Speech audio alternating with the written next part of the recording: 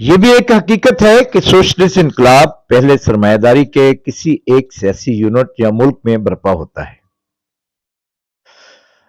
اور پھر یہ علاقائی یا عالمی انقلاب کی جانب بڑھتا ہے، لیکن اس دورانیے کو اسٹالنزم کے ایک ملک میں سوشلزم کے نظریے کے تحت قومی سوشلزم بنا کر ایک طبقاتی انقلاب کی قومیاتی زوال پذیری کا باعث بنا دیا گیا، جس کی ٹوٹ پھوٹ اور انہدام سے مارکسزم، کمیونزم اور انقلابی سوشلزم کو رسوا کیا گیا۔ اس حوالے سے یہ زور دینا ضروری ہے کہ سوشلسٹ انقلاب کے تجزیے اور تناظر کو مرتب کرنے کے عمل میں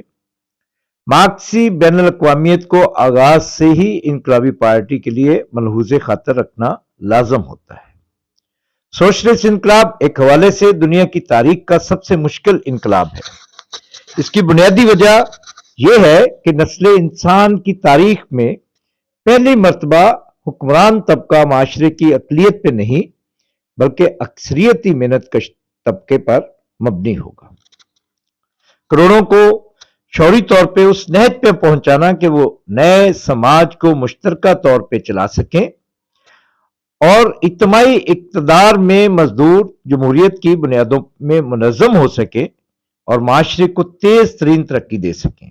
ظاہری طور پہ مشکل نظر آتا ہے، اور حکمران طبقے کے پڑھے لکھے خواتین و حضرات اور ماہرین کی مبالغہ آرائی کے پروپیگنڈے سے خدشات شاید بڑھ جاتے ہوں،